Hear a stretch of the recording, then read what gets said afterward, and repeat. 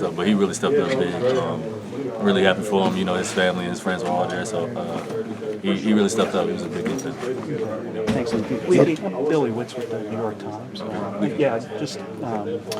I talked to you during the Final Four and your mom, so I just saw her today. Oh, okay. Yeah, appreciate that. Thank you. All right. In the second half, you had a big three-pointer.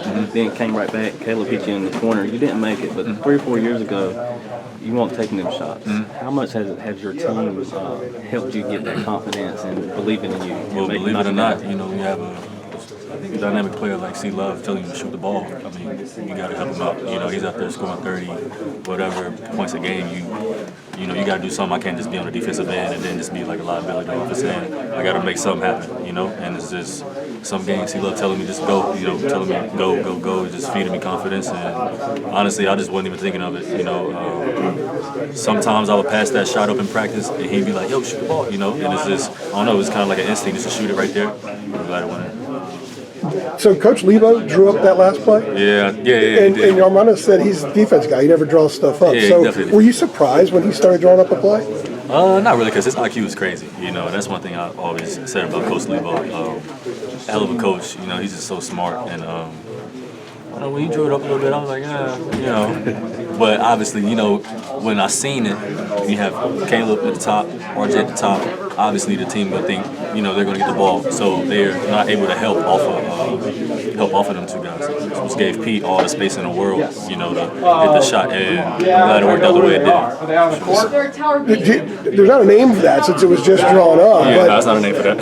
Is that Pete's moment, like his Tar Heel moment now?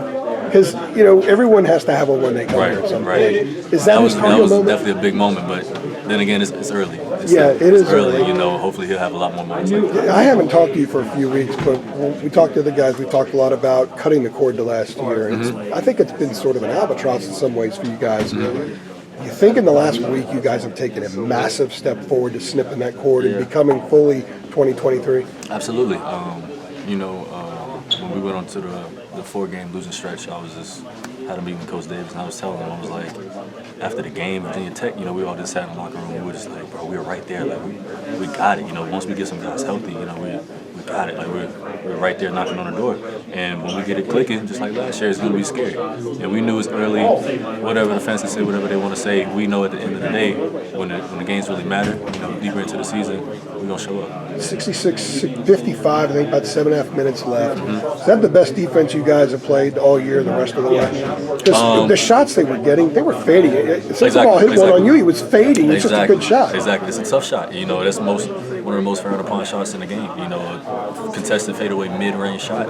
You know, not a high percentage shot, but, you know, low risk, high reward, you know, kind of thing. It was just, and he just kept hitting it. You know, at the beginning of the game, I was saying he's going to have to hit that the entire game. Sure enough, he hit it most of the game, but, you know, that's, like I said, that's a tough shot. And kudos to him, he played his butt off. Pretty cool. RJ finally gets to play here and has this kind of game and plays the way he did. It was like out of a movie, just crazy. You know, I'm so happy for him. You know, seeing all his friends, you know, right there courtside, his family, and then seeing him out there talking junk. That was beautiful, man. I'm so happy for him.